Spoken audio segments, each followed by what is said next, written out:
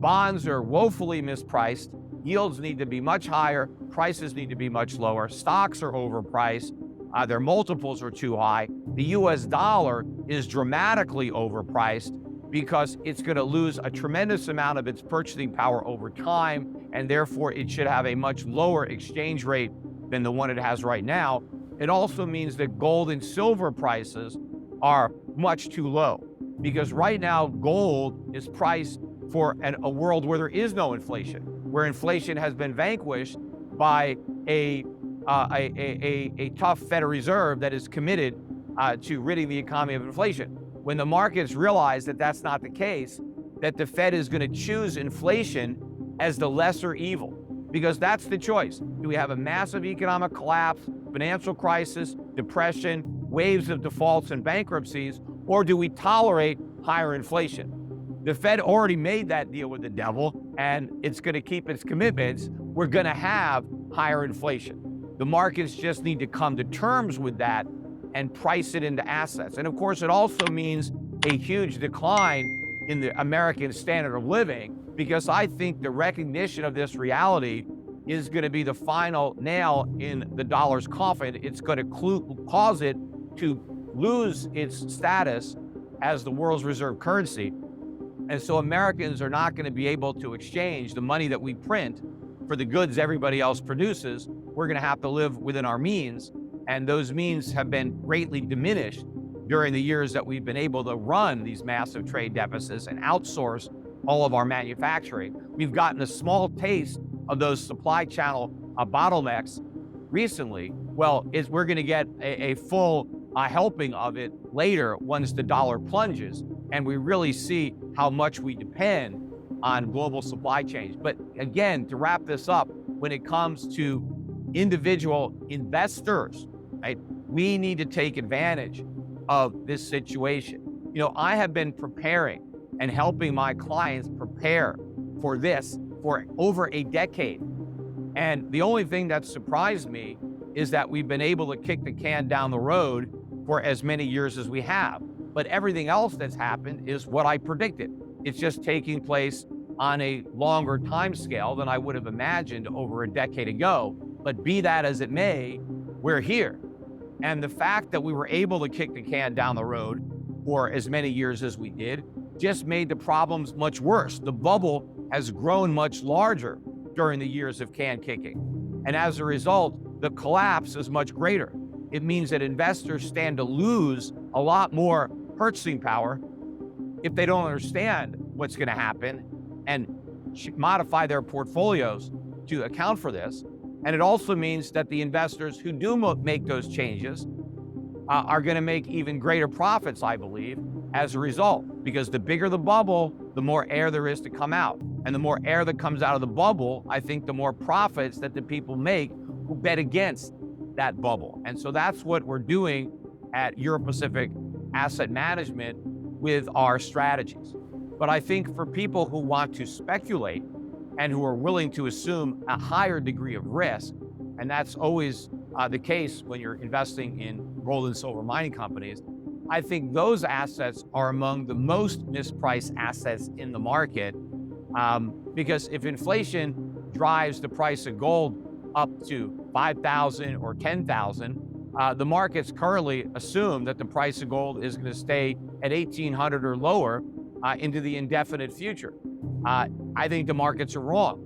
But more importantly, not only will a much higher price of gold relative to the cost of mining it really help earnings of these gold mining companies, but it's going to cause a lot of gold that markets currently assign a zero value to all of a sudden have incredible value. Because if a gold mining company has gold and it costs $2,000 to get that gold out of the ground, and you don't think the price is going above 1,800, that gold is worthless. It costs more to mine it than you can get by selling it. But that whole dynamic changes. What if the price of gold goes up to 5,000 and the cost of mining it goes up to 3,000? You know, now you have $2,000 value for every ounce in the ground. And now that value is now going to be factored in to the price of these stocks. So I think you have tremendous opportunity in that segment of the market.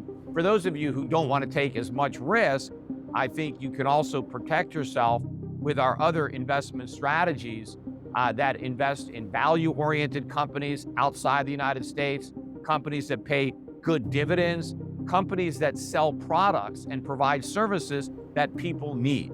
Inflation is a problem worldwide.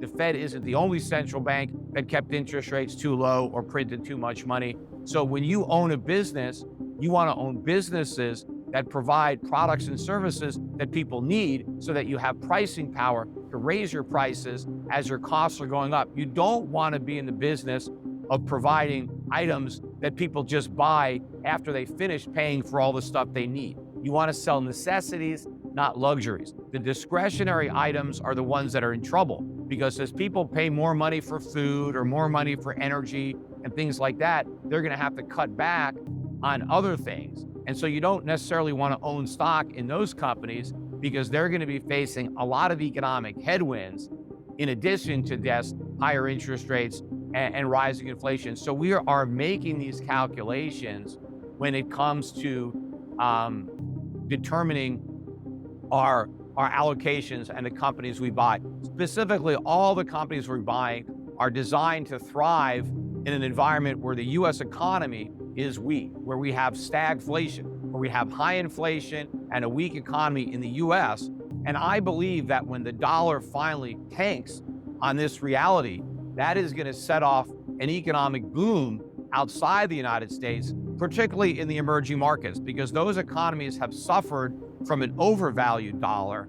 They are going to experience relief when the dollar is no longer overvalued. And in fact, I think there's going to be big inflows of capital into these economies that is really going to provide a big boost to their economy, and therefore provide a significant increase to the asset values in those economies. I actually do have an emerging market fund that people can invest in specifically to take advantage of the repricing of emerging market assets, not just the stocks, but the currencies that those stocks are denominated in. Because as the US dollar falls, I think it's the currencies of those countries that are going to rise. In addition, I would encourage the people who are listening to my presentation to continue to follow what I have to say about the markets on a regular basis. I provide my insights generally at least twice a week, sometimes more, on my podcast. And if you're not now a regular listener to my podcast, you should start listening. You can listen for free on schiffradio.com. You can also listen on my YouTube channel, the Peter Schiff Show.